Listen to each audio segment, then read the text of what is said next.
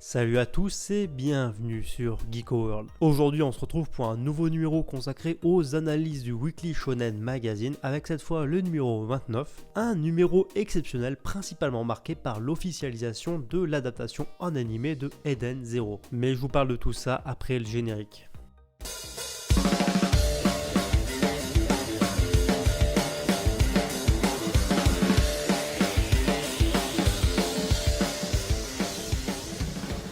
Avant d'aller plus loin, si c'est pas encore fait, je vous invite à lâcher un pouce bleu. Ça va vraiment vous prendre 2 secondes et ça aidera vraiment mon travail à être mis en avant sur la plateforme YouTube. Ça fait déjà quelques semaines que je vois que vous jouez tous le jeu, donc un grand merci à vous. Et si c'est pas encore fait, je vous invite à vous abonner à la chaîne. Ici on parle d'actu manga. Et sur ce, place à l'actu. Alors en couverture de magazine cette semaine, nous avons eu le droit à une magnifique couverture aux couleurs de Eden Zero. Et si le numéro est aux couleurs de Eden Zero, c'est pas pour rien. Le magazine accueille cette semaine l'annonce de l'officialisation de l'animé pour Eden Zero. Franchement, que ça soit la compo, les couleurs, etc., je suis très fan de ce visuel et de cette couverture. Il y a juste un je ne sais quoi qui me dérange sur le visage de Shiki, mais bon, c'est du chipotage. D'ailleurs, faut pas hésiter à me donner votre avis sur ce visuel. Concernant les pages couleurs cette semaine, elles reviennent notamment à Eden Zero. Les pages couleurs apportent pas plus d'informations que ça concernant l'adaptation en animé de Eden Zero. On sait juste que c'est officialisé, mais on n'a pas de nom de studio, on n'a pas de date, on n'a rien du tout. En revanche, dans ce numéro, Hiromashima s'est fait totalement plaisir avec plusieurs pages couleurs très fan service. Donc je vous les montre, mais faites que YouTube me censure pas. Le reste des pages couleurs cette semaine revient notamment à Soledemo Ayumu et Kanojo Mo Kanojo. Voilà en ce qui concerne la couverture et les pages couleurs, et je vous propose maintenant de parler du classement. Alors forcément, aux abonnés absents, vous avez l'habitude depuis quelques semaines, on retrouve notamment Dream Team, et ensuite l'autre abonné cette semaine c'est To Your Eternity. Maintenant on va parler du classement de ce numéro qui marque beaucoup de mouvements dans le magazine. Il y a eu de gros changements en termes de classement opérés par l'éditeur, mais ça vous allez le voir tout de suite. En dernière position cette semaine on retrouve Reaper Dice Game qui se conclura la semaine prochaine.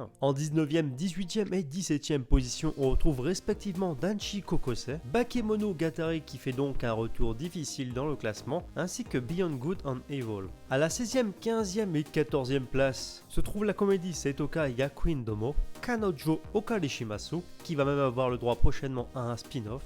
Et forcément, à la 14e place, on retrouve le manga Blue Lock. Alors je sais que certains vont stresser, mais pas d'inquiétude à avoir. L'éditeur l'a tout simplement positionné ici pour mettre en avant les autres séries du magazine. Je rappelle que le manga se vend très bien et que le magazine opère un classement par rotation, histoire de qu'il y ait un peu plus de changements régulièrement dans le magazine. Histoire de mettre en avant beaucoup plus de séries qui sont parfois un peu moins mises en avant. Mais de toute façon, on en reparle bientôt parce que je bosse actuellement sur une vidéo explicative sur le fonctionnement du Weekly Shonen Magazine. Fire Force s'offre la 13e place et grappille donc quelques places cette semaine. À la 12e place se trouve Hitman, les coulisses du manga. Et la série encore restante Tokyo Babble gagne une place cette semaine. Et sur ce, on va passer au top 10. Et donc aux portes de ce classement, on retrouve God and Teru. Et apparemment, cette adaptation spéciale de 4 chapitres sera focalisée sur le coronavirus. Et je vous jure que non, c'est pas une vanne. Orient profite du gros changement opéré par l'éditeur dans le magazine cette semaine pour remonter au classement. Le manga Ace of Diamond Act 2 s'offre son pire classement depuis plusieurs semaines. Et après être resté accroché 3 semaines consécutives à la 2e place. En 7e position, on peut retrouver Seitoka Yakuin Domo qui a eu le droit donc à une page couleur cette semaine. Et le manga qui échoue aux portes du top 5 cette semaine, c'est Kuko Fiancé. Et oui, j'ai revu la prononciation du manga, qui a même eu le droit en fait cette semaine à une 5e vague de réimpression pour son premier tome. C'est juste incroyable pour un manga aussi récent. Le manga il n'a qu'un seul tome, mais il est déjà extrêmement populaire au Japon. Donc je pense que ça confirme qu'on a là l'héritier de Gotobu no Hanayome. De toute façon, on verra bien. Mais en tout cas, ça fait vraiment plaisir à voir parce que le manga est bon, donc c'est mérité. Trêve de bavardage, on passe au top 5. Décidément, je me lasserai jamais de le voir dans le top 5, c'est tout simplement Tokyo Revengers, mon poulain, qui sera d'ailleurs à l'honneur au prochain numéro, donc la semaine prochaine, mais j'en parle un peu plus loin. En 4e, 3e et 2e place, on retrouve respectivement Kanojo Mo Kanojo. D'ailleurs, concernant ce manga, j'ai fait une petite erreur la semaine dernière. J'ai dit que je trouvais bizarre que le manga ait le droit à beaucoup plus de pages couleurs et beaucoup plus de pages pour ses chapitres. Et à ce moment-là, je vous avais dit que je voyais ça comme une accélération d'éditeur pour essayer d'éjecter le manga, mais au final, pas du tout. tout. Je pensais tout simplement que comme le premier tome du manga n'apparaissait pas dans le classement, c'était pas bon signe pour lui, mais au final, autant pour moi, le tome n'était pas encore sorti. Bref, finalement, c'est plutôt rassurant pour ce manga. En fait, le magazine met en avant le manga, histoire de booster peut-être un peu plus ses ventes et de le populariser un peu plus. Days est donc à la 3ème place et c'est une belle remontée pour le manga cette semaine. Et en 2ème place, on retrouve le manga Shine.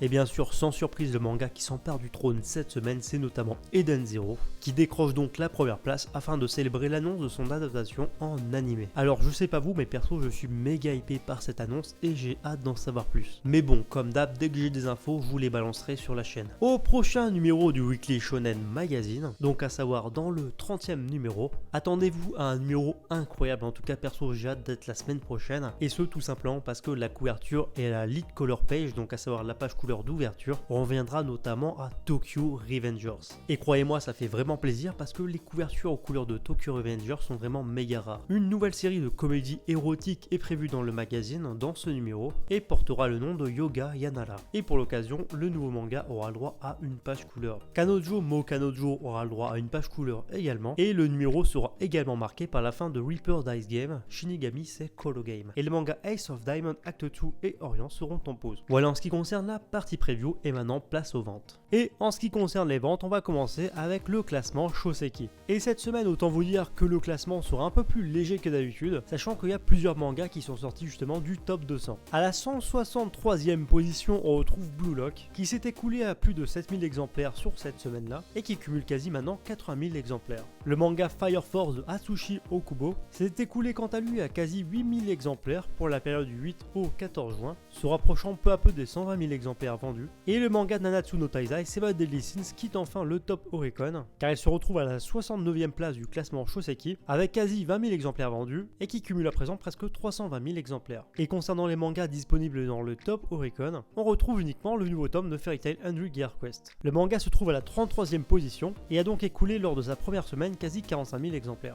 Et enfin, avant de conclure cette émission, dernière petite information, je vous en ai parlé hier à travers un flash info, il faut savoir que le manga Tokyo Revengers de Ken Wakui va avoir le droit à une adaptation en animé. C'est une news assez incroyable et très surprenante, et pour l'instant il n'y a pas beaucoup d'informations, on sait juste que cet animé est prévu pour courant 2021, tout comme Eden Zero. Je sais pas ce que vous en pensez, mais perso je suis hypé. Enfin bref, voilà, c'est tout pour cette nouvelle vidéo et ce nouveau numéro consacré au Weekly Shonen Magazine. Comme d'hab, j'espère vraiment que la vidéo vous a plu. Encore une fois, je vous encourage vivement à me dire ce que vous pensez des missions, ce que vous pensez justement de ce numéro, ainsi que les modifications que vous aimeriez voir dans l'émission. Et peut-être que vous le voyez au fur et à mesure, mais à chaque fois je prends en compte toutes vos remarques. C'est une émission qu'on construit vraiment tous ensemble, et ça faut pas l'oublier. En tout cas, si vous aimez mon contenu ou si vous aimez l'actu de façon générale, je vous invite à me rejoindre sur Facebook, Twitter et Instagram. Je partage toute l'actualité manga animée en direct. D'ailleurs, si vous cherchez un lien, c'est en description. Et sur ce, je vous dis à bientôt pour une prochaine vidéo.